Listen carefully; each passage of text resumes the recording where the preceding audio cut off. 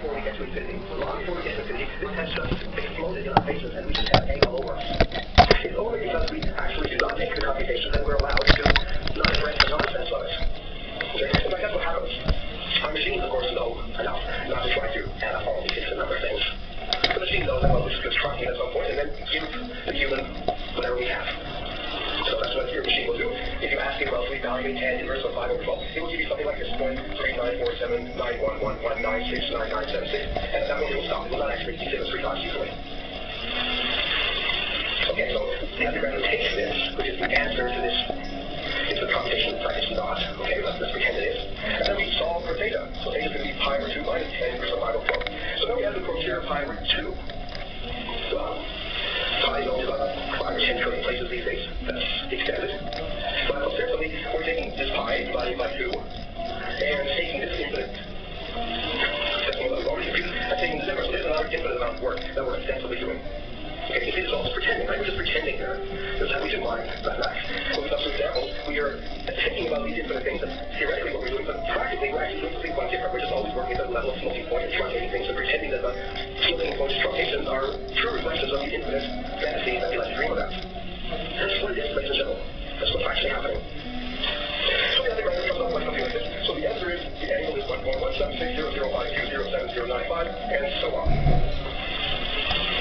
So you can see why. I'm claiming that this is actually the wrong way of thinking about things, right? The previous way of thinking about things in terms of describing points on the unit circle involved a rational parameterization. No reciprocities were required. Okay, very concrete. The seeming advantage in being able to add angles is far overcompensated by the difficulty in procuring the angles in the first place.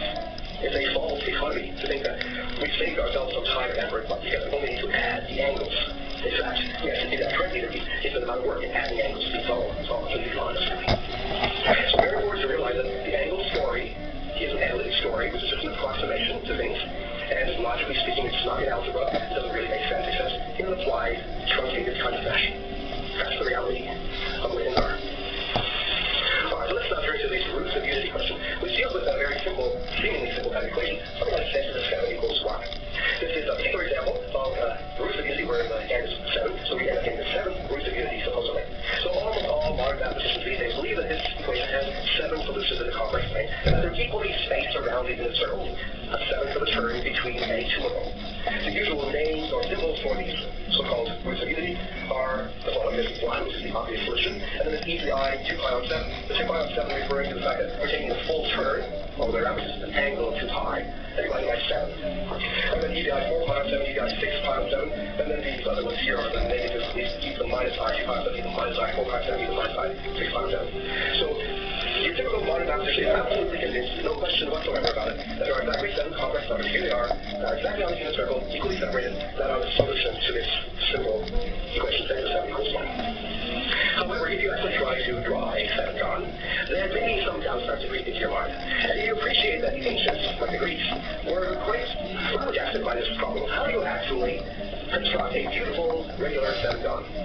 If you do it by hand, like I you can probably even see just by looking at it that this is probably not exactly a sevengon. It's actually quite surprisingly hard to draw a sevengon accurately. In fact, it's impossible to draw it completely accurately. Even in principle, there's no technology known to mankind that will, in principle, draw a perfect sevengon, a regular sevengon. This is an interesting thing. And we can see this by thinking about how a computer would draw it. I mean, if you ask your computer will draw a very nice looking one, but it's not actually exactly accurate. So your computer actually has to calculate where these points are, so it has to convert the sort of symbolical e to the I 2 pi on 7 to something that's concrete in terms of x coordinate, y coordinate. And how does it do that? So e to the I 2 pi on 7 is a kind of a short form for cosine 2 pi on 7 plus I sine 2 pi on 7. Okay, so we haven't talked very much about these transcendental functions, and they're really a fraud because all of this should actually be in quotes. Okay, but just to give you an overview of the idea. So what you have to do in order to find out what this complex number really is you have to evaluate these two things. So cosine 2 pi on 7. Well, again, the same kind of typical story as tan inverse of 5 over 12. So there's a certain series, a certain infinite series that sort of goes back a long time, they probably even continue for mathematicians. And it's 1 minus 1 over 2 factorial 2 pi over 7 squared plus 1 over 4 factorial 2 pi over 7 to the 4th minus 1 over 6 factorial 2 pi over 7 to the 6th, and so on. So here we have factorials now, so 4 factorial would mean 1 times 2 times 3 times 4. So what's involved here is again an infinite number of arithmetical operations with increasingly more and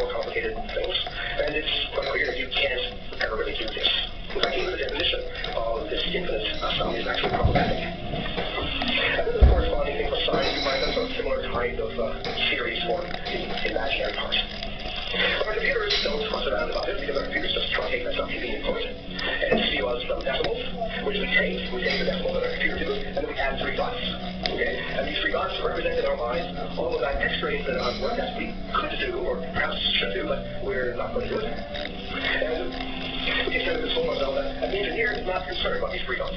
So the engineer comes along and says, okay, that's 8 decimal places. That's far more than I need to be able to put this on the page very, very cleanly and clearly. That's all the precision I need. I don't care anything about these three dots here or here.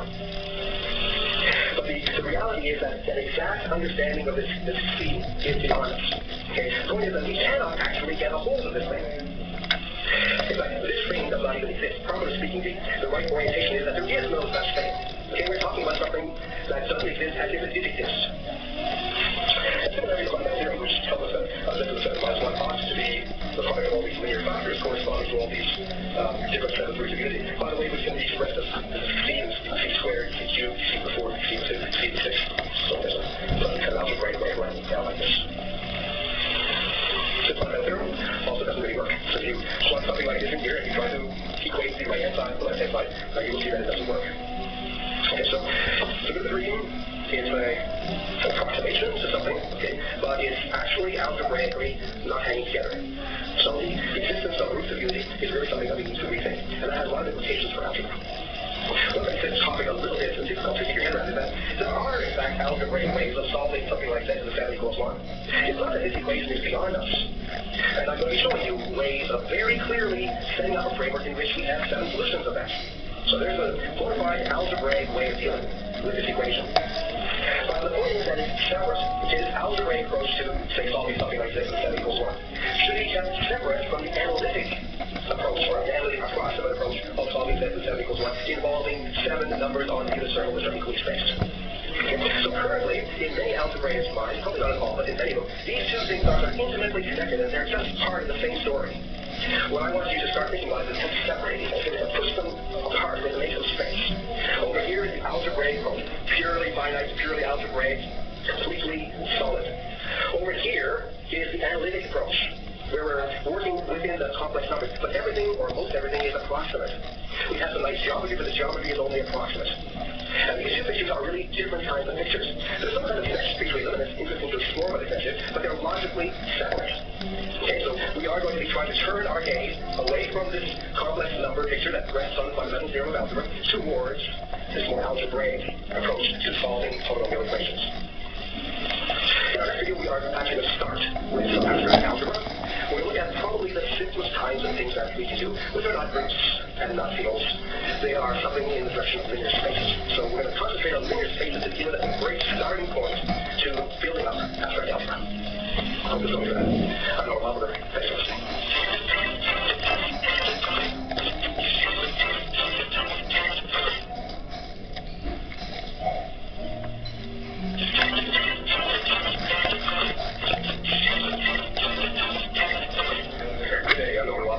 In this video, we would like to set out some alternative framework for the fundamental theorem of algebra. Or actually, the fundamental theorems of algebra that we talked about last time, because there were actually a couple of them closely related. So what I want to do is reposition the actual theorems to be much more algebraic, to not actually involve any analysis, at least in their statements, so that at least the statements of the theorems are completely algebraic and fit inside of algebra, really. In particular, that they should be logically frameable. So that's what we're going to do. We're going to lay out precise algebraic formulations of the fundamental theorem of algebra. This was actually first exhibited in my algebraic topology series quite some years ago. So it's really an enormous opportunity that we open up here. And I'm hoping that some viewers will take this up, because it's an incredible opportunity for some young people, maybe not so young people, to make really serious contributions to mathematics.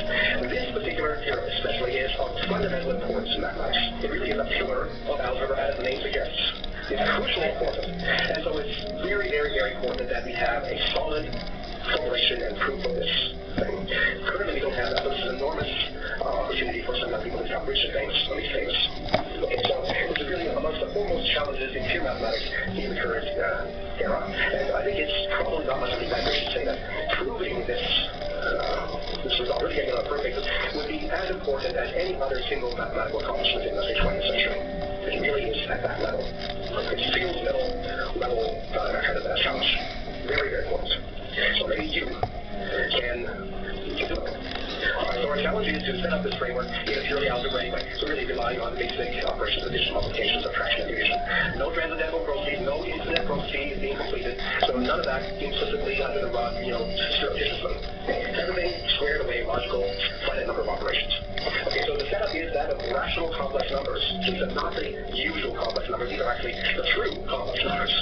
So a rational complex number is what? It's an expression of form a plus bi, where a and b are rational numbers. This is a rather quick way of introducing rational complex numbers. We will also, in a little while, show you some other ways of thinking about these things, which are perhaps a little more intuitive or in the line of data structures. But for now, it's familiar enough, I think, to most people. A plus bi, but a and b are rational numbers. That's the critical point. Okay. So these things can be added in the usual kind of way, and they can be multiplied in this particular way, which really amounts to the rule that I times I is a minus 1. This bi and the gi becomes a minus bt. And this creates a field. We won't say precisely what that means, but it's a field with the name RADCOM, say for rational complex numbers, which contains the rational numbers in the special case where the coefficient of I is 0. In that case, we get something which is just a rational number. So we can think about the rational complexes as being an extension of the rational numbers. While historically complex numbers were problematic, when it became apparent that there was a two-dimensional representation of them, then it was a little bit easier for people to visualize them and understand them. So this is something that's called the arcand plane, where we take usual xy plane and identify the y-axis with the I-axis. So we have usual rational numbers here and multiples of I in this direction. That allows us to visualize a complex number like 3 plus 2i as 3 in this direction and 2i in this direction. So it really corresponds to the point 3, 2 in a sort of affine set. So we visualize rational complex numbers as points in the familiar affine plane. And now here is the main measurement notion that we will need. The quadrants of a rational complex number z, which is a plus bi, is the rational number q of z, which is a squared plus b squared. So a squared plus b squared, that's the quadrants between these 2 points in the usual two-dimensional Euclidean plane.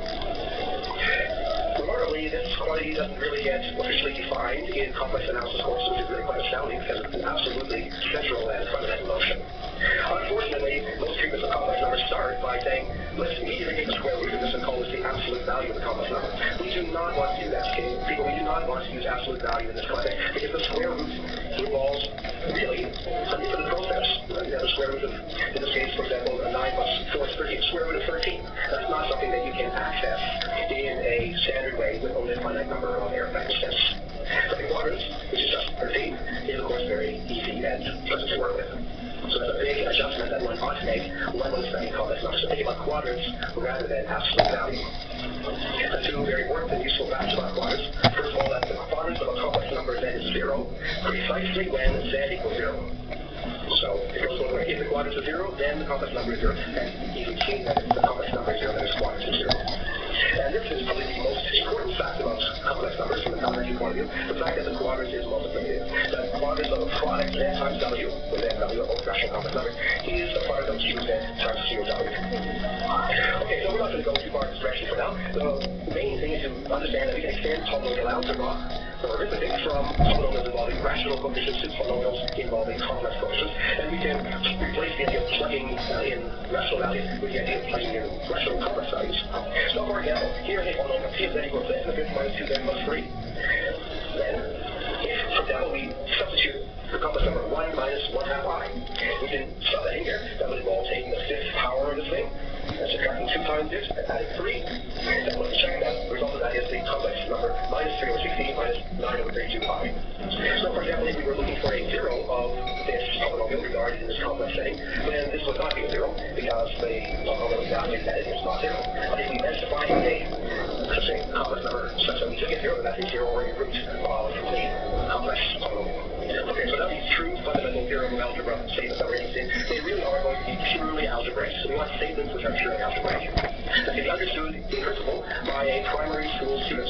There's no any calculus, no analysis, no complicated functions. They just know how to add, multiply, subtract, and divide. And they have learned a little bit about this complex number arithmetic. Okay, so there are going to be several such theorems. In the same way that in the previous video we had 2 different theorems, here will be 2 different theorems plus a little bit more. And they have some increasing sophistication. And I want to reiterate this very important point, okay? We have no proper proofs of these statements. Okay? None of the many, many proofs that have been given are logically correct. Because they all implicitly, one way or the other, assume somewhere or another infinite processes. One way or the other, if you look at all the proofs, they're all doing this. And we want to avoid that. We want to understand the situation so deeply that we can see the essential algebraic aspect of them. So this is an incredible opportunity for smart, careful, and precise thinkers. 1,000 years from now, people will be jealous of you, of having this opportunity to be able to prove such an important, crucially important, an absolute foundational aspect of pre-evolved algebra. That's way that's in the future. That's to come. Very exciting to be involved. Very exciting. Alright, so here's the first true fundamental theorem of algebra. And it's necessarily a little bit more complicated to state than the usual one, because it's more precise and pins things down more carefully. Okay, so we take a look at the price would be more accurate to state in the algebraic world. So what is it? For any non-constant polynomial, P of z equals A0 plus A1z all the way to ANz Cn. We'll see that this A sub n is not equal to 0, with n greater than or equal to 1. So this non-constant means that the degree in this polynomial is at least 1. And these coefficients A0, A1 up to AN, they are all rational complex numbers. Given such a polynomial, and given a natural number k, which is bigger than or equal to 1, we're saying here that then there is a W equals A plus Bi, a rational complex number, with the property that the quadrants of K of W is less than or equal to 1 over K. So he is given a polynomial, and then someone says, let's choose K equals 10, or whatever, there's some particular K chosen. And then your job is to find approximate 0. Not really a 0, but an approximate 0. What does that mean? It means a complex number, a rational complex number, crucially, so that when you plug it into the polynomial, you get this other complex number, P of W, and when you take the quadrants of that, it's small. The quadrants being small means that the complex number is close to 0 on the page. And how close? It's at most 1 over K. Okay, so let's have a look at an example, because we like explicit concrete examples. Here is a polynomial P of z equals z to the 6 plus 3z squared plus z plus 1. In the ordinary rational number domain, this is what its graph looks like. It has some kind of shape like this. And it's quite clear that it's not going to cross the x-axis, so it doesn't have a traditional 0. And as time's gone by, people have said this function doesn't have 0. But over the complex plane, we have a wider story, and we can get some approximate zeros at least. So let's see how that works. So the ingredients for the fundamental theorem of algebra, part 1, as we set it out, is a polynomial like this, together with some resolution level k, say k equals 30. So if we're given these two quantities, then we want to find a complex number, w, equals a plus bi, crucially a rational complex number, such that the quadrant of k of w is less than or equal to, say, 1 over 30. So we want that when we plug this thing into here, we're getting a complex number which is in like a close proximity to 0, so we get a quadrant of 1 over 30. Okay, so I have found such a 0 for you, and here it is. It's minus 1/6 plus 1/2 pi. If we take this complex number and put it in here, so we calculate the 6th power and so on, and make this calculation, then we get this complex number, 127 over 729, minus 13 over 648 pi. And if we call that thing V, then this complex number V has quadrants of snapping squared plus snapping squared. And that's going to be this 1045945 over 340122224. So we have that line up here. So this is around 1 over 34. So it's going to be less than 1 over 30. So yes, indeed, this particular complex number has the property that Q of P of W is less than 1 over K, where K is our chosen resolution. So this works in this case. This is an approximate 0 that we've been able to obtain. And this is all that we can ever do. There's nothing more than we can ever do here. This is a typical story. You have a resolution level, and we can try to get a complex number so that we have an approximate 0 within that resolution. That's what the true fundamental theorem of algebra, part 1, tells us. So if you remember what the second version of the fundamental theorem of algebra was, it was that if you have a non-constant polynomial and its factors, just linear factors of the complex numbers. Okay, that is not a true statement. That's just not a true statement. But here is a, well, possibly true statement. We're almost sure this is true, but we don't actually have a proof. So the true fundamental theorem of algebra, number 2. For any non-constant polynomial P of z, so same as before, A0 plus A1z up to ANz to the n, AN is not equal to 0, and n is greater than or equal to 1. So it really is a non-constant polynomial, so degree at least 1. That the A0, A1 of AN coefficients are all rational complex numbers. And you can also any k natural number greater than or equal to 1. So given that data, the claim is there are rational complex numbers at W1, W2, up to Wn.